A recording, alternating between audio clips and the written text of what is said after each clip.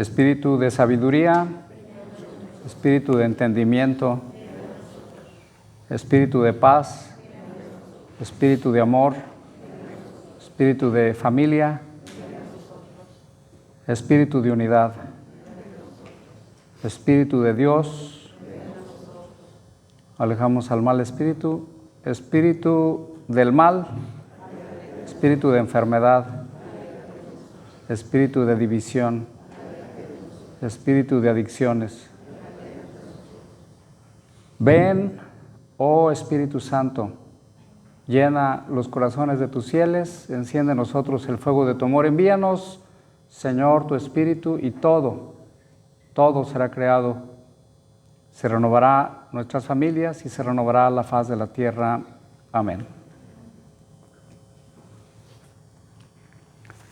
Con algunos de ustedes que han ido a ver la película esta de Sound of Freedom, Sonido de Libertad, platicaba por ahí con algunos, platicaba concretamente con Lisaura de Venezuela, y ella me decía así un poquito consternada, ¿por qué Dios permite tanto sufrimiento en los niños, en ese tipo de situaciones? Es algo tremendo, viendo los rostros de los niños, viendo algo que es algo impactante, y se pregunta uno qué está haciendo Dios, ¿verdad? En estas situaciones. Por ahí hay una canción de José Luis Perales, me parece que es él, que algo parecido se pregunta, dice, ¿por qué las manos homicidas? ¿Por qué tantas guerras? ¿Por qué tanta hambre? ¿Por qué tantos niños también en una situación de dificultad, no solo como la que estamos hablando, el tráfico humano, sino también a veces de hambre? Estaba viendo yo, hay un país ahí a un lado de África, se considera parte de África, Madagascar, donde la hambre ahorita está llegando ya bien duro, ¿no? Y a veces hasta prácticamente así como lo oyen, comer tierra. O sea, tener algo en el estómago para los niños es algo impresionante. Y regresando a este punto, ¿verdad?, de esta película, y la respuesta básicamente es: Dios nos ha dado libertad, nos ha dado libre albedrío. Dios nos creó bien, Dios creó al ser humano a su imagen y semejanza, nos ha creado para el bien, pero hay el enemigo de Dios, ¿verdad?, que busca sembrar la mala semilla, y hay gente que le agarra la palabra al mal y dedica su vida también a eso, a la maldad, y para ellos ya no solo vender carros o llantas o vender cosas, ya no les llena, ahora quieren vender seres humanos, ¿verdad? Esa es una realidad.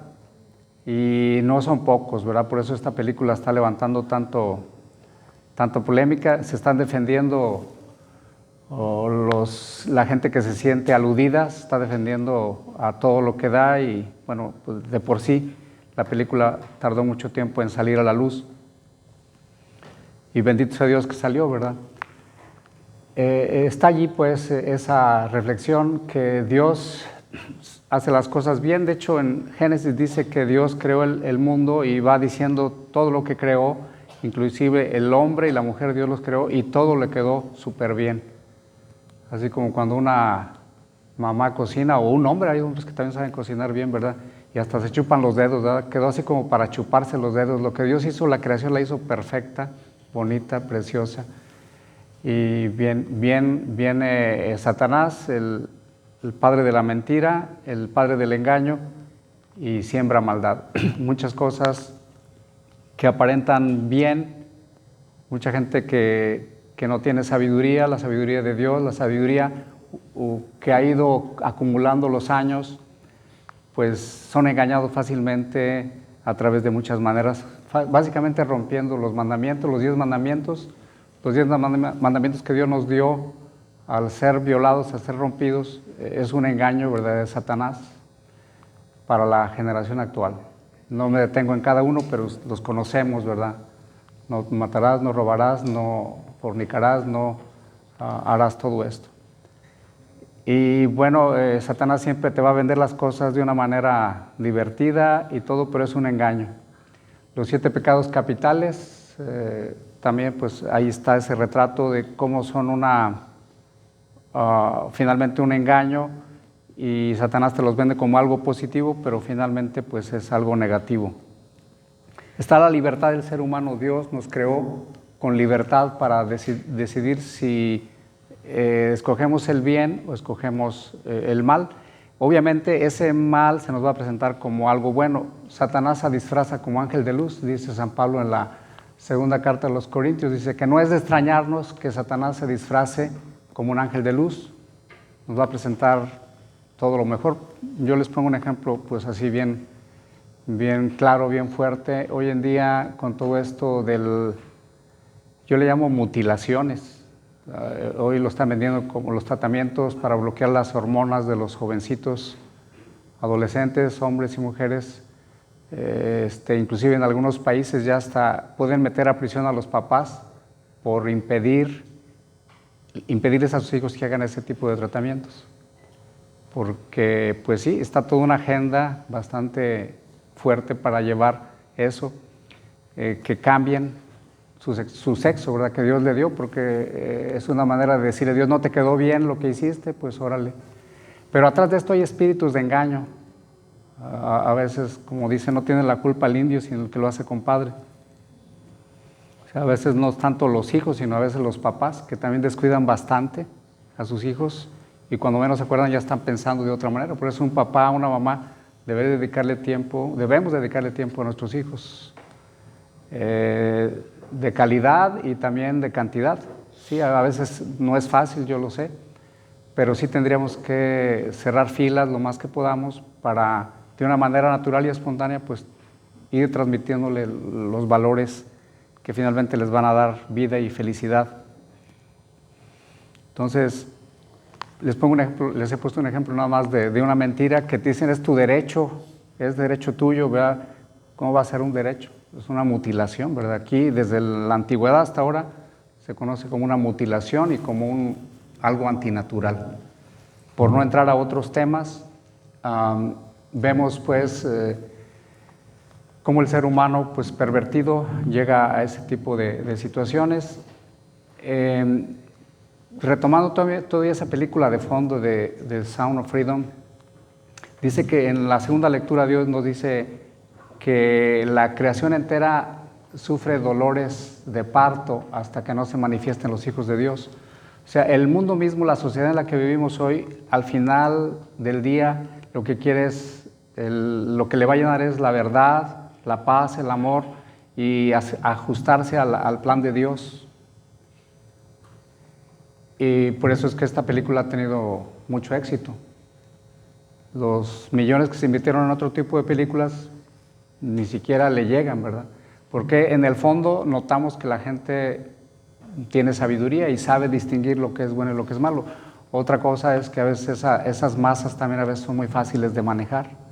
Te manejan para un lado y luego para otro y no tienen criterio. Por eso a nuestro Señor le interesa mucho que conozcamos la parábola de hoy, pero también explicárnosla más a fondo. En la segunda parte del Evangelio de hoy viene ya la explicación a los discípulos, a los creyentes, a los que están más cercanos a Jesús para poder asimilar toda esta situación. Entonces, Dios deja al ser humano en su libertad. De hecho, ahí está la sabiduría de Dios y su grandeza en que Él da libertad. Da la libertad y continuamente nos da su Espíritu Santo que nos hace exclamar Abba, que significa Padre. En el lenguaje infantil, la palabra Abba en hebreo significa no solamente papá así a secas o padre, sino como papito.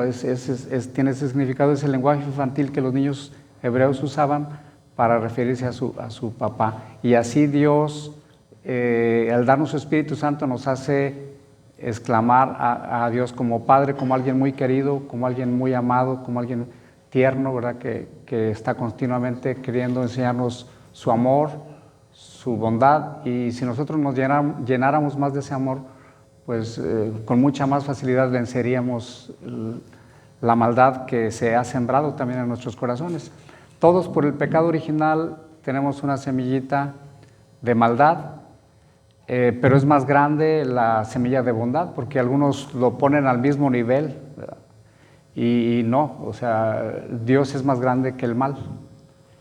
Desde antiguamente siempre ha existido esas religiones, el zoroastrismo, por ejemplo, que ponen el bien y el mal como dos fuerzas del mismo calibre y están allí luchando, ¿verdad?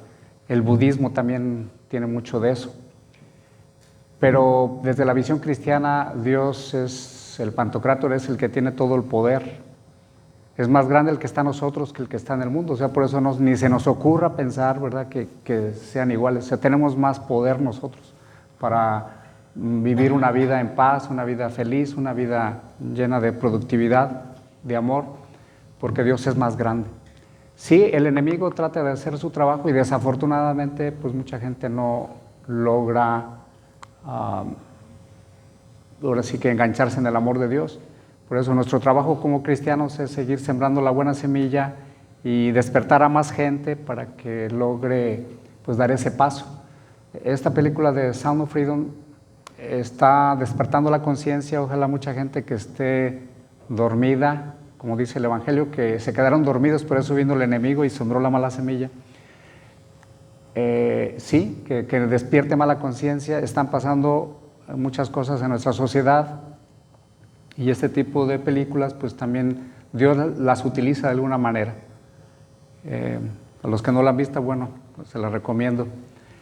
Y por lo más importante ya es aplicarla a nuestra vida, ya a nuestras familias, y dedicar ese tiempo a nuestros hijos, buscar que crezcan en los principios de Dios, en ese ambiente espontáneo y normal de una familia.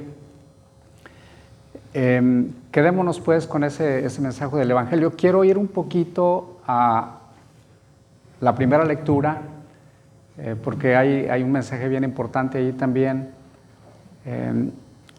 Este hombre Jacob, ya hablamos de los tres patriarcas que es Abraham, Isaac y Jacob. Jacob va huyendo de su hermano Esaú. Su hermano Esaú, que era el primogénito, le vendió su primogenitura, es decir, siendo el que debía recibir la bendición, un día llegó hambriento y ahora sí que aferrado a lo material, vamos a verlo de esa manera. Su hermano le vende, estaba haciendo, él sabía guisar bien, le dijo el hermano mayor: oye, pues dame de lo que estás cocinando, y dice: pues dame tu primogenitura, ¿verdad? El de los derechos de primogénito. Dice: pues que se vaya por allá, ¿verdad?, la primogenitura, tú dame de comer. O sea, muchas veces nuestra primogenitura es decir, nuestra naturaleza divina, nuestra naturaleza de imagen de Dios, a veces la vendemos y a cualquier postor, ¿verdad? Por eso ocurrió eso con estos dos hermanos, Jacob y Esaú.